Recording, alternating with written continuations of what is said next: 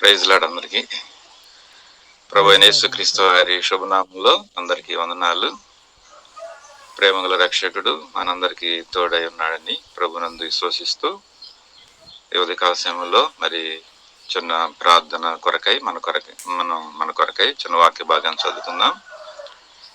Hebrew రాసిన పత్రిక 11వ అధ్యాయంలో 6వ వచనం చదువుకుందాం.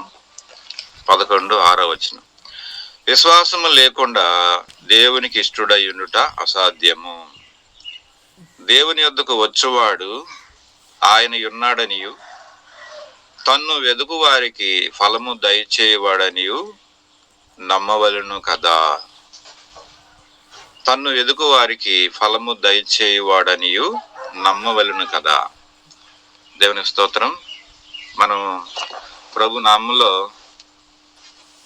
ప్రార్థన కొరకై కూడుకున్న మనందరం కూడా మరి ఈ ఉదయకాల సమయంలో ప్రభు మనందరితో మాట్లాడిన గాక. ఈ సమయంలో మనం చదివినటువంటి లేఖన భాగంలో నుంచి మనం చూసినప్పుడు తన్ను వెదికే వారికి ఫలము దయచేవాడని నమ్మవలను కదా. ఈ నమ్మకం అనేది ప్రభు మనకి ఇచ్చాడు. విశ్వాసం అంటారు, నమ్మకత్వం అంటారు, మరి ప్రభు మీద నిరీక్షణ, మరి నిరీక్షణ భావం కలిగినటువంటి వారంగా అంటారు. అయితే తన్ను వెదికేటువంటి వారికి దేవుడు ఫలం దయచేసేవాడని నమ్మవలను కదా అంటాడు అన్నమాట. అయితే యేసు ప్రభువారితో ఉన్నటువంటి ప్రముఖులే ఆయన ఎవరో ఏం చేస్తాడో అనేది చాలా మంది నమ్మలేకపోయారు. అందువల్ల వాళ్ళు ఫలాన్ని పొందలేకపోయారు. త్వరగా ప్రభు దగ్గరే ఉన్నాడు కానీ వాళ్ళు ఎన్నికిడితే ఉన్నాడు కానీ ప్రభు దగ్గర వాళ్ళు ఫలాన్ని పొందలేకపోయారు చాలా మంది. ఎందుకనంటే వాళ్ళు ప్రభుని నమ్మలేకపోయారు, ప్రభుని ఎరగలేకపోయారు. ఆయన ఎవరో ఏంటో అనేది చాలా మంది తెలుసుకోలేకపోయినారు. ఈరోజు చాలా మంది కూడా దేవుడిని ఎరగలేకపోతున్నారు. పని పరిచర్యలు అయితే చేస్తున్నారు కానీ ఆయన ప్రేమ ఏంటి, ఆయన విశ్వాసత ఏంటి, ఆయన గొప్పతనం ఏంటి, ఆయన నమ్మకత్వం ఏంటి, ఆయన మన కొరకు ఏమై ఉన్నాడు, ఎంత శక్తిమంతుడు దేవుడై ఉన్నాడని చాలా మంది ఎరగలేకుండా ఉన్నారన్నమాట. చాలా మంది ఎరగలేకున్నటువంటి వారికి ఉన్నారు. అందుకని ఈరోజు దినాలు మనం చూస్తున్నాం, మందిరాల్లో పరిచర్య చేసేవాళ్ళు తక్కువ, పని చేసేవాళ్ళు తక్కువ అన్నమాట. కూలి పని చేసుకునే వాళ్ళు అయినా కానీ ఆఫీసులో పోయి సంతకం చేసి వచ్చేవాళ్ళలాగా ఫీల్ అయిపోతారు. కసుగుడుచుకోవటానికి కూడా రారు, సాపలేయటానికి రారు, తగ్గించుకోరు. ఈరోజు దినాల్లో చూస్తే ఎంతో గర్విష్ఠులుగా తయారైపోయారు. అట్లాంటి వారంగా మనం ఉంటే ఏం ఫలం పొందుతాం చెప్పండి? దేవుడిని గొప్పతనాన్ని ఎరగాలి. అసలు ఆయన ఎవరు ఏంటి అనేది ఎరగాల్సినటువంటి వారమే ఉంటున్నాం. బైబిల్లో నుంచి చాలా ప్రముఖులు ఎరగలేకపోయారు ప్రభుని, ఆయన గొప్పతనాన్ని ఎరగలేకపోయారు, నమ్మలేకపోయారు. ఆయన సామర్థ్యం ఏంటో కూడా తెలుసుకోలేకపోయినారు. ఆయన ఎంత సామర్థ్యం గల దేవుడు అనేది కూడా చాలా మంది ఎరగలేకపోయినారు.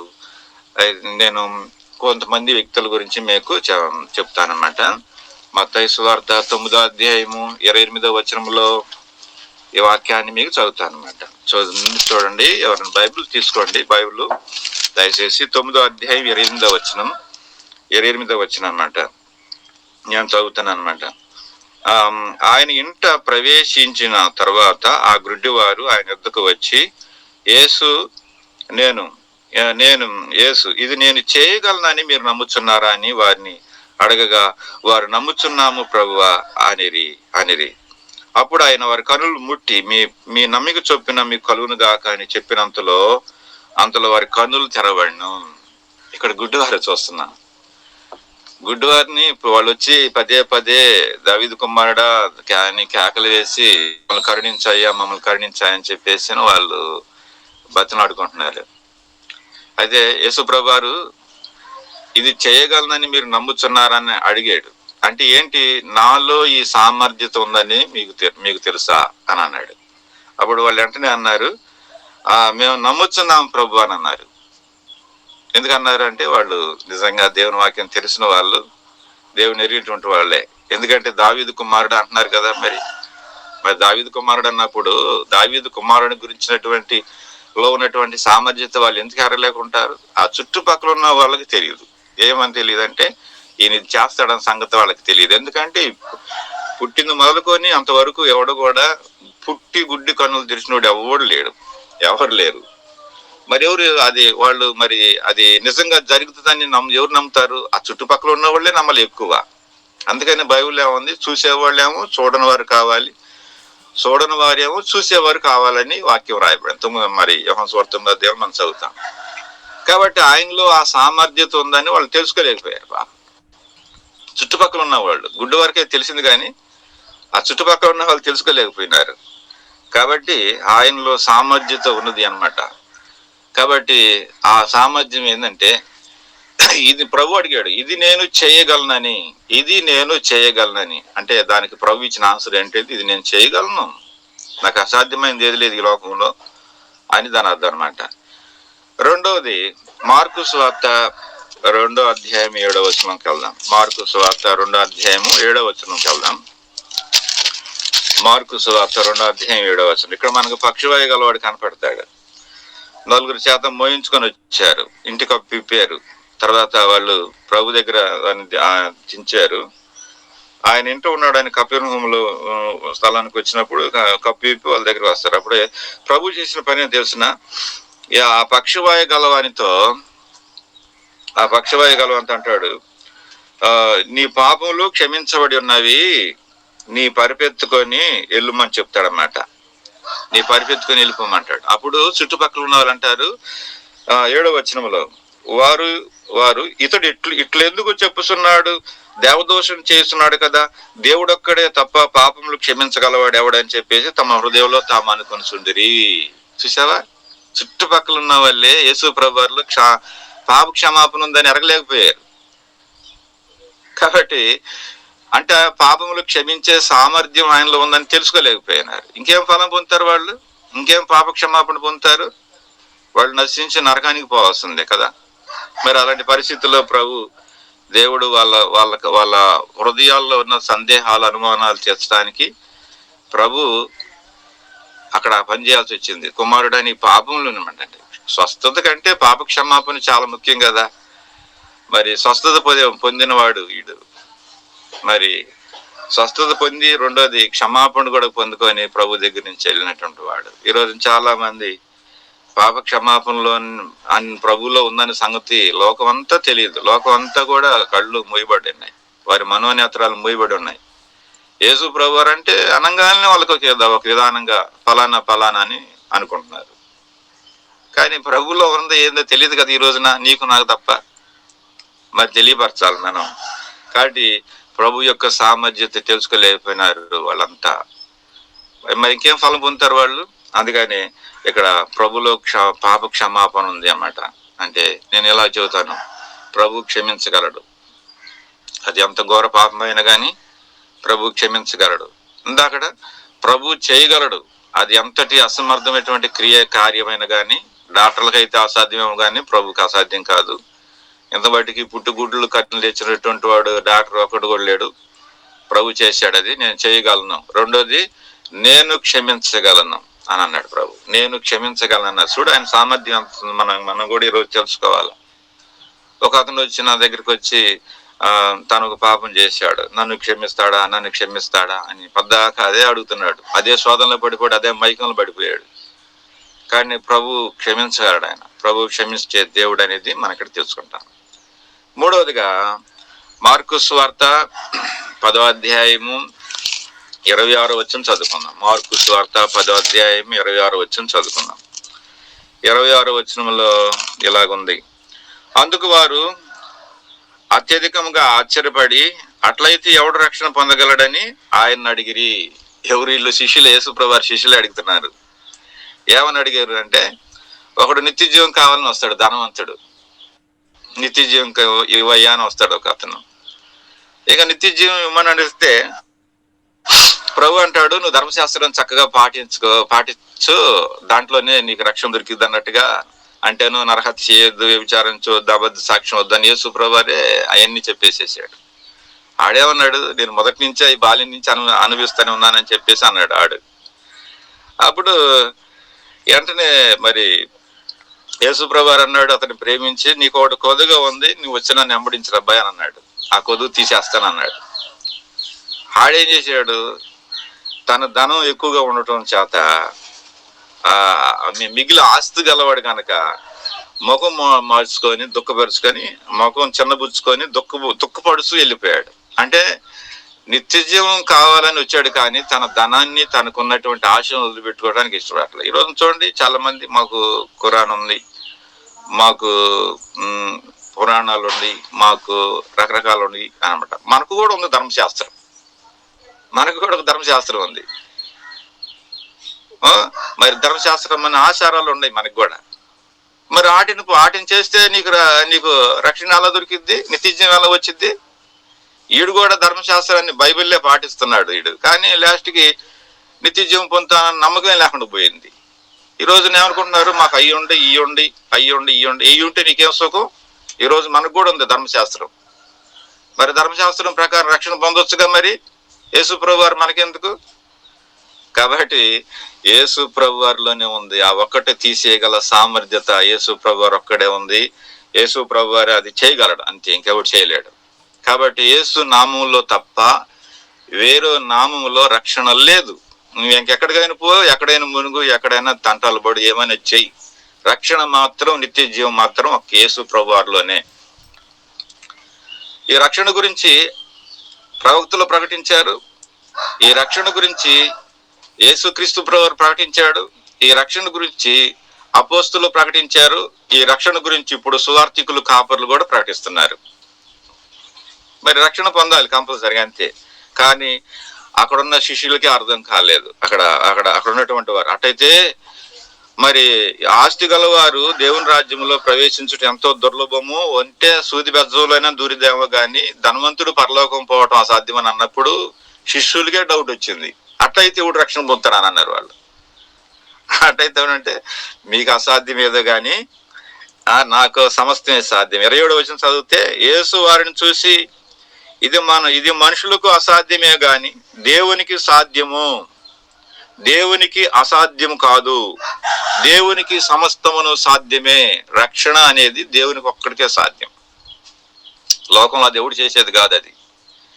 యేసు ప్రభు, దేవాతి దేవుడు యేసుక్రీస్తు ప్రభువారు ద్వారా రక్షణ పొందాలని, యేసుక్రీస్తు ప్రభువారి ద్వారా నిత్యజీవం పొందాలని అనాది కాల సంకల్పం, ఏర్పాటు. అది నువ్వు నేను గీసుకుంటే కాదు, అది నువ్వు నేను చేసుకునేది కాదు. ఇక్కడ మానవులు కల్పించుకున్న పద్ధతులు, మానవులు ఇట్లా పొందితే ఇట్లా అవుతాం, ఇట్లా పొందితే అట్లా అవుతాం, ఇది మనం వేసుకునే ప్లాన్ కాదు. ఇది దేవాతి దేవుడే వేయాల, ఆయనే వేసేసాడు ఒక ప్లాన్.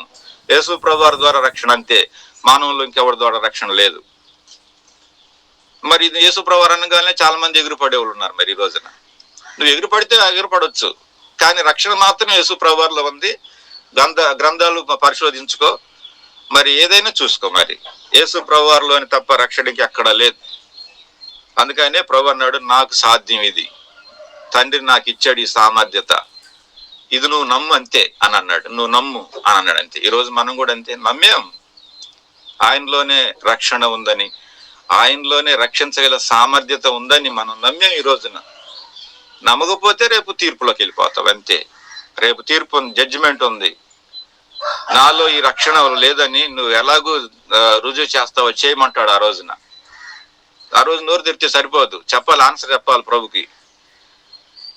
నాలో రక్షణ సామర్థ్యత ఉందని ప్రవక్తలు ప్రకటించారు, సువార్థికులు ప్రకటించారు, నేను సైతం ప్రకటించాను. కాలం సంపూర్ణమైంది, దేవుని రాజ్యం సమీపించింది, మీరు మారు మనసు పొంది సువార్త నమ్మడంటే, సువార్త అంటే రక్షణ పొందండి అని నేను చెప్పాను, మీరెందరూ నమ్మలేదని చెప్పేసి ప్రభు అప్పుడు ఆ రోజున ప్రశ్నిస్తాడు. నాలో రక్షణ లేదని నువ్వు ఏం చూపించి రుజువు చేస్తా చేయని అంటాడు. అప్పుడు ఎవడు కూడా అవకాశాలు దొరకవు, నువ్వు విడవబడతారు, అంతే. ఎడవబడతాం తప్ప ఇంకొకటి లేనే లేదనమాట. కాబట్టి ఈ విషయాన్ని జ్ఞాపకం చేసుకోవాలి. నేను రక్షింపగలను, మొదటిది నేను చేయగలను, రెండవది నేను క్షమించగలను, మూడవది నేను రక్షింపగలను, నేను రక్షించడానికి అంటాడు. తర్వాత ధర్మశాస్త్ర పండితుడు నికోదేము గారు ఉన్నాడు. ఆయన దగ్గరికి వెళ్తే యోహాను సువార్త 3వ అధ్యాయము 4వ వచనం చదివితే, యోహాను సువార్త 3వ అధ్యాయం 4వ వచనంలో నికోదేము మరి ఈయన దేవుని ధర్మశాస్త్ర పండితుడైనా బాగా మంచి అన్ని విషయాల్లో ఎదిగినటువంటి వాడు. మరి ఈయన సైతం చూడండి ఎట్టున్నాడు. మరి యోహాను సువార్త 3వ అధ్యాయము 4వ వచనం చదివితే, యోహాను సువార్త 3వ అధ్యాయం 4వ వచనం చదువుతాను. అందుకు నికోదేము, ముసలివాడైన మనుషుడు ఎలాగూ జన్మింపగలడు? 2 మార్లు తల్లి గర్భంలో ప్రవేశించి జన్మించగలడా అని ఆయనను అడగగా, అందుకు యేసు ఇట్లా, నేను ఒకటి నీటి మూలంగా ఆత్మ మూలంగా జన్మించితేనే గాని దేవుని రాజ్యంలో ప్రవేశింపడని మీతో నిశ్చయముగా చెప్పుచున్నాను నేను. ఇక్కడ ఏంటంటే సందిగ్ధం అన్నమాట, అనుమానాలు. చూసావా, కొన్ని ఒక విధంగా చూస్తే ఎటకారంగా కూడా ఉంది. ఇది మళ్ళీ తల్లి గర్భంలోకి వెళ్ళి ఎలా వస్తారు, ఇది ఎట్లా సాధ్యమైద్ది ఇది అని చెప్పేసి అంటే, సాధ్యమయ్యేవాడు ముందున్నాడు, ఆయన చేసేవాడు, ఆయన తెలుసుకోవాలి. కానీ ఇది ఎట్లా సాధ్యమైద్ది, ఇది ఎట్లా అయ్యిద్ది అని చెప్పేసి అని అంటే ఎటకుద్ది. ప్రభు చెప్పాడు, నీటి మూలంగా ఆత్మ మూలంగా జన్మిస్తేనే అన్నమాట. నీటి మూలంగా ఆత్మ మూలంగా అంటే దేవుని వాక్యము, దేవుని ఆత్మ, దేవుని శక్తి ఉంది, అవి నమ్మాలి. మరి ఊరక దేవుని ధర్మశాస్త్రం పాటిస్తే, ధర్మశాస్త్రం గురించి బోధిస్తే పరలోకం బారు. దేవుని ఆత్మ కార్యం ఉంది, దేవుని శక్తి కార్యాలు ఉంది, దేవుని వాక్యంతో దేవుడు దర్శిస్తాడు. అప్పుడు మార్పులోకి వస్తాడు, వాడి జీవితం మారిద్ది, వాడి విధానాలు మారిపోతాయి, వాడి ప్రవర్తన మారిపోయిద్ది, వాడి జీవితం మారిపోయింది. ఒకడు కొత్తగా జన్మించిన శిశువు కంటే కూడా ఇంకా నూతన పరచబడి ఇంకా ప్రశస్తమైనటువంటి వాడిగా మారిపోతాడు. మరి ఇది మరి దేవునికి సాధ్యం అది. కాబట్టి దేవుని వాక్యాన్ని బోధిస్తున్న నికోదేముకు కూడా అన్ని అనుమానాలే, అన్ని సందేహాలే. అయితే ప్రభు అది చేశాడు, అది చక్కగా చేయగలిగినటువంటి వాడు. నాకు అది ప్రభు అది క్లియర్ చేశాడు అన్నమాట. అందుకని ఏమంటే, నేను కొత్తగా జన్మింప చేయగలను, నాకు అసాధ్యమైనది లేదు. చాలాసార్లు వీళ్ళు మారలేదు, వాళ్ళు మారలేదు అంటుంటాను. మార్చగలడు ఆయన, దేవుడు ఉన్నాడు, శక్తిమంతుడు. చాలా మంది మా భర్త మారలేదు, ఆయన తాగుతున్నాడు, తందనాలు చేస్తున్నాడు, అది ఏదేదో చెబుతుంటారు చాలా మంది. ఎందుకు మారరు? నువ్వు మారినట్టు విధానాలు వాళ్ళు చూడాలి, నీ ప్రార్థన విధానం ఏదో వాళ్ళు చూడాలి, నీ యొక్క మాదిరి విధానం ఏదో వాళ్ళు చూడాలి. ఆటోమేటిక్ రక్షణలోకి వచ్చేస్తాడు, ఆత్మకార్యం ఆటోమేటిక్ జరిగిపోయింది. అది ఇవేవి లేకుండా ఇంట్లో మరి వాళ్ళు రక్షణ పొందాలంటే అయ్యే పనేనా? ఇది ప్రభు చేసే కార్యం ఇది. అయితే నికోదేముకి సందేహం, అనుమానాలు అన్ని వచ్చినాయి. కానీ దేవుడు ఆ సందేహాన్ని, అనుమానాన్ని తీర్చేశాడు, సందిగ్ధతను తీసి పడేసేసాడు యేసుప్రభువు వారు. తర్వాత మరి మత్తయి సువార్త 17వ అధ్యాయం 19వ వచనంలో, సమయం అయింది కొద్దిగా, మత్తయి సువార్త 17వ అధ్యాయం 19వ వచనం ఒక మాట చదువుతా. ఇక్కడికి ఒక దయ్యం పట్టినటువంటి వాడిని తీసుకొస్తారు కదా. మత్తయి సువార్త 17వ అధ్యాయంలో 19వ వచనం చదువుతానట. 19వ వచనం, అందుకు యేసు, విశ్వాసం లేని మూర్ఖతనం వారులారా, నేను మీతో ఎంతకాలం ఉందును, ఎంతవరకు మిమ్మల్ని సహింతును, వాడిని నా యొద్దకు తీసుకొని రండి అన్నమాట. ఎవడంటే చాంద్ర రోగి అయిన, మిక్కిలి బాధపడుతున్నటువంటి ఒక కుమారుడు. అయితే వాడిని శిష్యుల దగ్గర తీసుకెళ్లారంట వాళ్ళు తల్లిదండ్రులు. కానీ శిష్యులు ఏం చేయలేకపోయారు. తర్వాత ప్రభు దగ్గర తీసుకొచ్చారు వాడిని. అయ్యా, మీ శిష్యులు ఇట్లా చేయలేకపోయారు, నీ వలన ఏదైనా ఇచ్చేయమంటే అప్పుడు ప్రభు అన్నాడు వాళ్ళని, అల్ప విశ్వాసులారా అని, విశ్వాసం లేని మూర్ఖతరం వారులారా, నేను ఎంతకాలం మీతో ఉందును అని అన్నాడు అన్నమాట. అంటే శిష్యుల యొక్క అసమర్థతను అనమాట, అసమర్థత ఉంది అన్నమాట. తర్వాత వాళ్ళు అంటాడు, మేము ఎందుకు చేత ఎల్లగొట్టలేకపోయా అన్నారు. ప్రభు చెప్పాడు తర్వాత, మీలో సామర్థ్యం ఉంది కానీ మీరు నమ్మలేకపోయారు అంటాడు ప్రభు. కాబట్టి శిష్యుల యొక్క అసమర్థతను అనమాట, నాలో సామర్థ్యత ఉందని ప్రభు రుజువు చేసి చూపించాడు అక్కడ. అందుకని వాళ్ళని ఒక భయంకర మాట అన్నాడు, విశ్వాసం లేని మూర్ఖతరం మాట్లాడారు. విశ్వాసం ఉంటే చేదని చేయొచ్చు అని ప్రభు ఇక్కడ దాని అర్థం. అది కూడా లేదనమాట. లేకపోబట్టే వాడికి అది అట్నే ఉంది, అది కాకుండా. తర్వాత ప్రభు చేశాడు అనమాట. కాబట్టి శిష్యుల యొక్క అసమర్థతను అది ఇవ్వగల శక్తి ఆయన దగ్గర ఉంది. ఆయన ఇచ్చేసాడు వాడికి ఇచ్చేసాడు. వాడికి రోగానికి ఎంత శక్తి కావాలో, ఎంత కావాలో అది వాడికి వదిలేసేసాడు. వెంటనే వాడు లేచి కూర్చున్నాడు ఎమ్మటనే. కాబట్టి శిష్యుల యొక్క అసమర్థతను కూడా దేవుడు గద్దించాడు అక్కడ. నమ్మలేకపోయారు, ప్రభువులో ఈ శక్తి ఉంది, మనం ఎందుకో ఆడుకోకూడదు, ఇది మనం ఎందుకు వాడుకోకూడదు ఇది అని చెప్పేసి అని వాళ్ళు వాడుకోలేకపోయారు. యేసు ప్రభువుని పక్కన పెట్టుకున్నారు, కానీ ఆయన ఉన్న శక్తిని వాళ్ళలోకి తీసుకొని వాళ్ళు వాడుకోలేకపోయారు. ఆ అసమర్థత ఏదో చూసి ప్రభు వారిని గద్దించాడు. కాబట్టి ఈ విషయంలో మనం జ్ఞాపకం చేసుకోవాలన్నమాట. తర్వాత మార్కు సువార్త 3:23 చివరిగా ఒక మాట చదువుదాం. మార్కు సువార్త 3:23 మార్కు సువార్త 3:23 ఇక్కడ ప్రభు అంటాడు అన్నమాట. అంటే అప్పుడు ఆయన వాణిని పేరు అతని వద్దకు పిలిచి ఉపమారీతి ఇట్లా ఆయన, సాతాన్ని ఎలాగ వెళ్ళగొట్టును? ఒక రాజ్యం తనకు తాను విరోధముగా వేరుపడి ఆ రాజ్యం నిలవనేరదు. ఒక ఇల్లు తనకు తాను విరోధముగా వేరుపడిన ఆ ఇల్లు కూడా నిలవనేరదు. సాతాను తనకు తానే విరోధముగా లేచి వేరుపడిన వాడు నిలవ లేక కడతేరును అని అంటాడు అన్నమాట. అంటే ఏంటంటే ప్రభు అద్భుతాలు ఆశ్చర్యమైన కార్యాలు చేస్తున్నప్పుడు ఈడు బయల్జెబు యొక్క శక్తి వలన చేస్తున్నాడు, దయ్యాలకు అధిపతి అని చెప్పేసి యేసుప్రభు వారికి ఒక పేరు పెట్టేసేసారు. అంటే చుట్టుపక్కల ఉన్న ప్రజలందరూ. తర్వాత శాస్త్రులు, పరిసయ్యులు, సద్దుకాయలు, ఆయన మీద నేరాలు మోపేవాళ్ళు, ప్రతిపక్షాలు ఉన్నారు అక్కడ చాలా మంది ఉండి ఏదో ఒకటి అనాలి కదా అని చెప్పేసి వీడి దయ్యాల అధిపతి, అందుకనే దయ్యాలు నిలగొడతాడు అని చెప్పేసి అన్నాడు. అప్పుడు ప్రభు అన్నాడు, ఒక దయ్యాన్ని నిలగొడితే ఇంకా వాళ్ళ రాజ్యం నిలబడిద్ది, వాళ్ళ దేశం నిలబడిద్ది, వాళ్ళ యొక్క ఇదేమి నిలబడిద్ది. మరి ఒక ఇంట్లోనే ఒకరికొకరు ఏర్పడితేనే ఆ కాపురమే నిలబడదు. ఆయనే మీరు చెప్పే మాట అది ఎట్ట సాధ్యమైద్ది అని చెప్పేసి అని అంటే దానికి ఆన్సర్ లేదు, వాళ్ళ దగ్గర ఆన్సర్ లేదు. కాబట్టి అక్కడ సాతాను యొక్క క్రియలను అణిచివేసేవాడు, వెళ్ళగొట్టేవాడు, తీసిపడేసేవాడు అనేది వాళ్ళు నమ్మలేకపోయారు చుట్టుపక్కల ఉన్న వాళ్ళంతా. కాబట్టి వాళ్ళన్న మాట తప్పు అనమాట అది. కాబట్టి సాతాన్ని ఎలగొట్టుకోదు. ఒకడు కాపురాన్ని ఒకడు కూల్చుకోడు, ఎవడు కూల్చుకోడట. కానీ ప్రభు అది చేయగలిగాడు. అంటే ఎంత గొప్ప సాతాను శక్తి క్రియలైనా కానీ ప్రభు ఎదుట అవి బలదురంతే వెళ్ళిపోతాయి అన్నమాట. కాబట్టి మన జీవితంలో మన ప్రభు ఇది చేయగలడని చెప్పేసి మనం ప్రభుని నమ్మాలి. లేకపోతే ప్రభు మనకి ఏం ఫలం దయచేస్తాడు చెప్పండి.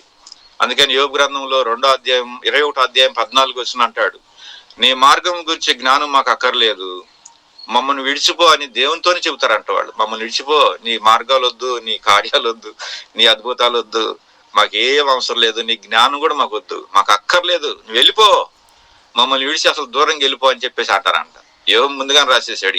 ఇలాంటి తరంలో మనం ఉన్నాం ఈ రోజున, ఎలాంటి తరంలో ఉన్నా అనమాట. అయితే దేవుడు మనకి ఇచ్చే వాగ్దానం ఏంటంటే రోమీయులు రాసిన పత్రిక 2వ అధ్యాయం 7వ వచనం, సత్క్రియలను ఓపికగా చేయొచ్చు, మహిమను ఘనతను అక్షయతను వెతుకు వారికి నిత్య జీవం అనే ఫలం ఇస్తుంది అంటాడు. నిత్య జీవం అనే ఫలం ఇస్తుంది అన్నమాట.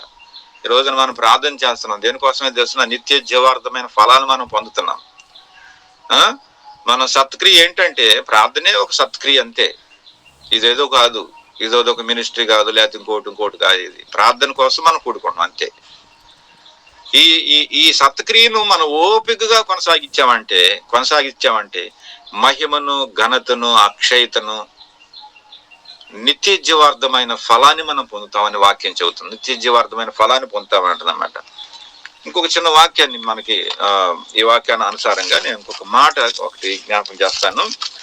ఎఫెసీ రాసిన పత్రికలో 3వ అధ్యాయము, ఎఫెసీ రాసిన పత్రిక 3వ అధ్యాయంలో 15వ వచనం కాంచి, మీరు అంతరంగ పురుషుని యందు శక్తి కలిగి ఆయన ఆత్మ వలన బలపరచబడినట్లుగా క్రీస్తు మీ హృదయంలో విశ్వాసము ద్వారా నివసించినట్లుగాను తన మహిమైశ్వర్యం చొప్పున మీకు దయచేయవలనని, మీరు దేవుని సంపూర్ణతను పరిపూర్ణులగునట్లుగా ప్రేమ యందు వేరుపారి స్థిరపడి సమస్త పరిశుద్ధులతో కూడా దాని వెడల్పు, పొడవు, లోతు, ఎత్తు ఎంతో గ్రహించుకున్నటకును జ్ఞానమునకు మించిన క్రీస్తు ప్రేమను తెలుసుకున్నట్లు తగిన శక్తి గలవారు కావాలని నేను ప్రార్థన చేస్తున్నాను. అపోస్తలుడైన పౌలు ఎఫెసీ సంఘం కొరకు తను ప్రార్థన చేస్తూ క్రీస్తుకు మించిన ప్రేమ, పరిపూర్ణమైన విశ్వాసం, మరి క్రీస్తు జ్ఞానమునకు మించిన క్రీస్తు ప్రేమను, జ్ఞానానికి మించిపోయినటువంటి క్రీస్తు ప్రేమను తెలుసుకున్నట్లు తగిన శక్తి గలవారు కావాలని మీ కొరకు ప్రార్థన చేస్తున్నా అంటారన్నమాట. పౌలు ఆనాటి సంఘాల కొరకు అద్భుతంగా ఆయన ప్రార్థన చేశారు. మనం కూడా చేస్తున్నాం ఈ రోజున. అయితే దేవుడు వీటన్నిటిని ఆశీర్వదించే దేవుడు అన్నమాట. కాబట్టి మనం ఇంకా ప్రభులో లోతుగా ఆత్మీయ భావం కలిగి తెలుసుకొని ఆయన సామర్థ్యత ఎంత ఉందో మనం పరిపూర్ణంగా అది మనలోకి తీసుకొచ్చుకొని ఆయనలో పెట్టుకోకున్నది ఆ సామర్థ్యత మనలో తీసుకొని మనం అనేకులకు అది పంచినప్పుడు దేవుడు గొప్ప అద్భుత కార్యాలు చేస్తాడు. అలాగే దేవుడు మనల్ని దీవించును గాక. ప్రైజ్ లార్డ్ అందరికీ. ప్రైజ్.